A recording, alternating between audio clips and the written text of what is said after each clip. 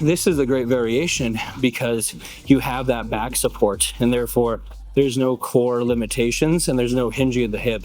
And whenever you're adding in more joints to an exercise like the hinge of the hips, you're automatically going to have more of a room for error.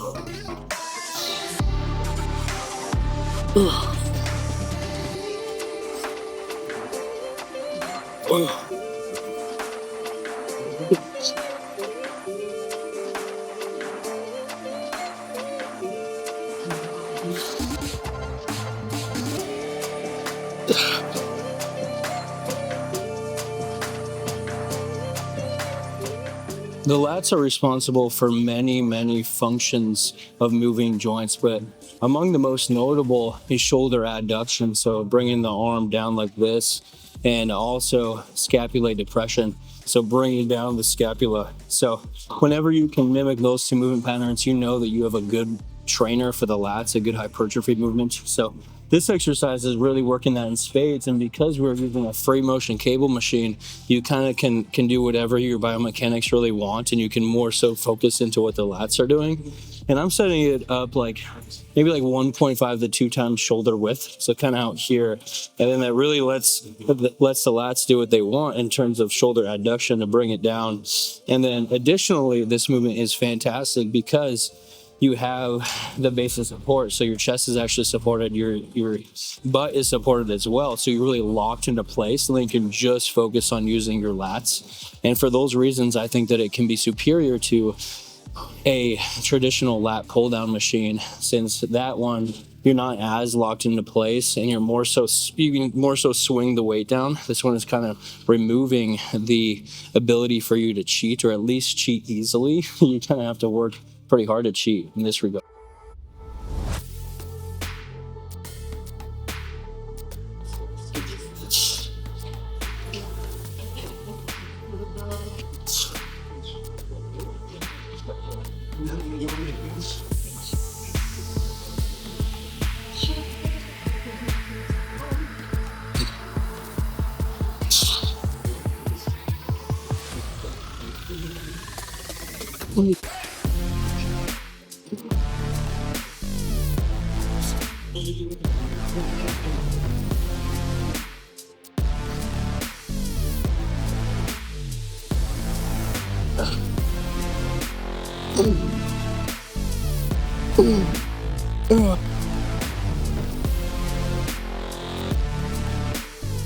This movement doesn't only have to be performed at a free motion cable machine. You could also set up a incline bench press at a lat pull down variation machine, or just a traditional cable machine. That works too. If you were to do it that way, I would recommend using the straight bar and then throwing on some handles on top of it, so that you still get that like wrist range of motion that it wants, and you still have that free flowing movement that I like so much out of the cables.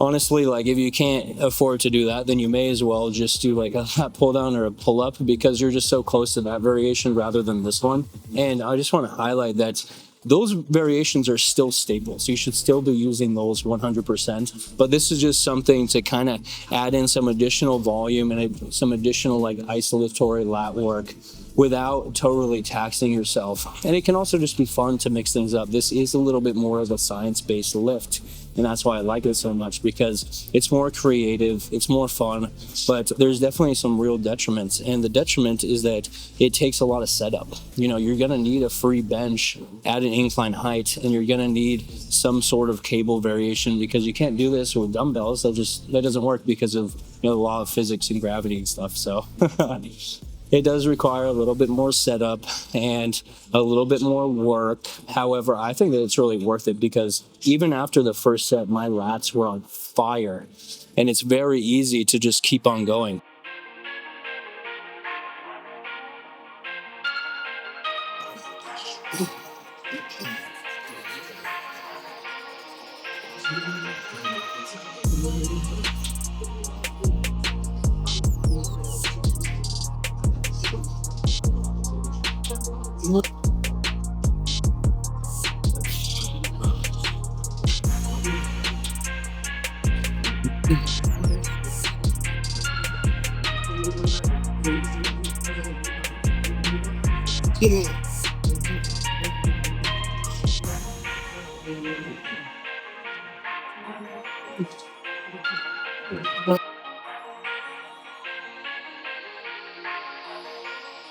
The only real way that I think that you can improve this exercise is if you add in some additional intensity techniques. Another detriment is that you can't really overload it too much. Cables are more unstable, though they do provide constant tension. But what I'm trying to get at is that it's not like a bench press or like a bent over barbell row. Let's stick with the back. Where you can just load up a ton of weight because you're using so many muscles. Since you're more isolated, even though it is still a compound lift, don't get me wrong, but you're still a little bit more isolated, and therefore you don't have as many muscles working, and therefore you can't really go as heavy. And additionally, it is with cables. So I think that throwing on an intensity technique at the end can be really fun. So you could do something like, a rest pause set or a drop set. But what I kind of played around with at the very end of one of my sets is I did the whole set pronated, like a regular traditional lat pull down. But then at the end, I swapped to a supinated grip in order to involve more biceps. And by involving more biceps, you're getting the secondary mover more involved. And therefore, you're going to have a little bit more strength to be able to really crank out some extra repetitions for your back.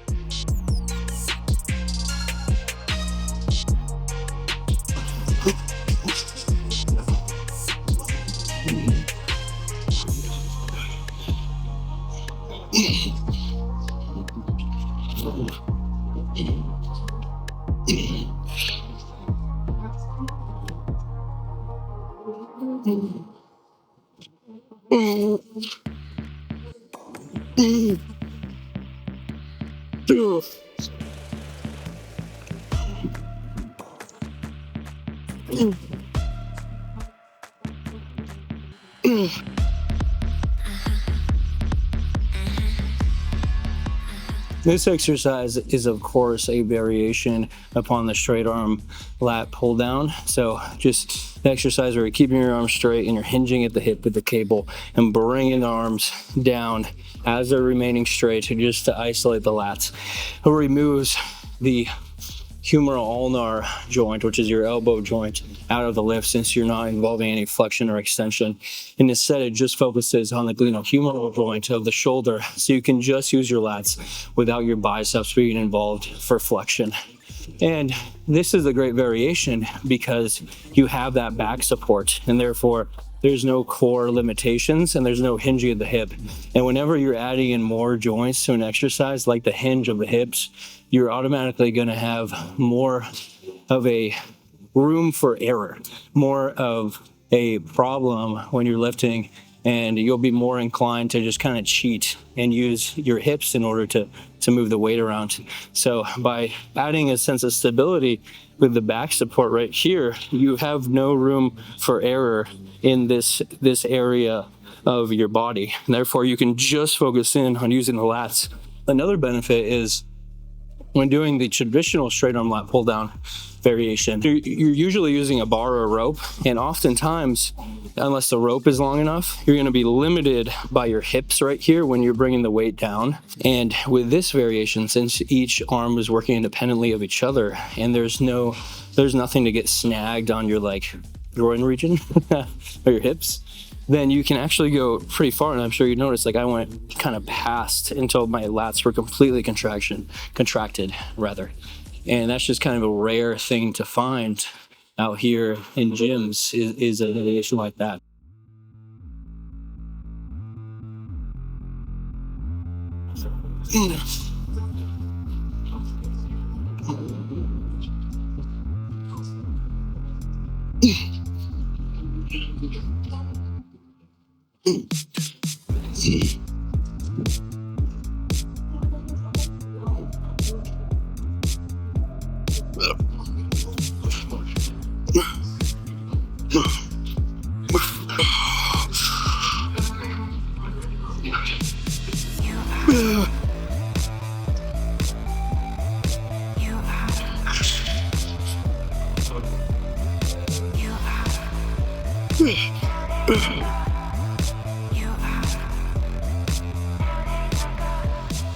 Same with the previous exercise. The real detriment here is that it is a challenge, kind of a bitch to set up, honestly. I mean, you need the bench, you need a cable variation.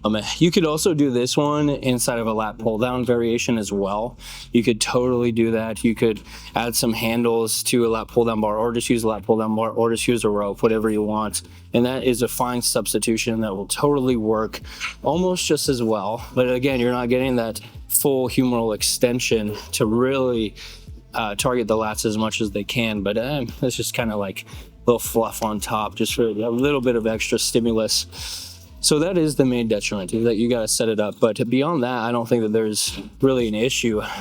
With the lat pull down variation that I showed first, one of the detriments was that it's not super loadable like a pull up or something is, since you're using cables and you have that much stability.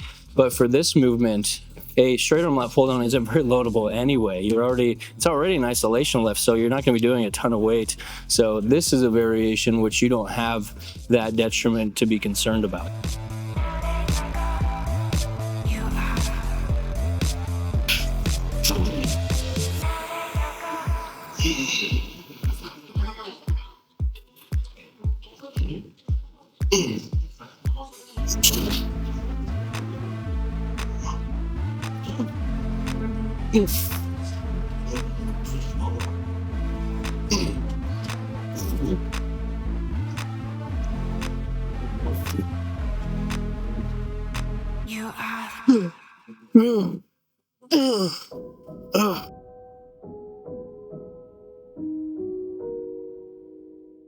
This is also another lift where I think that intensity techniques should be utilized if you really want, if you feel like you could take it that extra mile in the program. And it's kind of hard to say like what intensity technique would be best for this. I think that a drop set or a rest pause set would probably be ideal, but you could take it a step further and swap to unilat, and you could even like let go of one of the cables and help the other arm, so kind of some cheat reps at the end. That could be a nice variation as well. But anyways, thank you guys so much for watching. Let me know if you have like any other secret back movements that are super scientific that you could share with me, because I'm always looking for like that new fun but also maybe more optimal thing.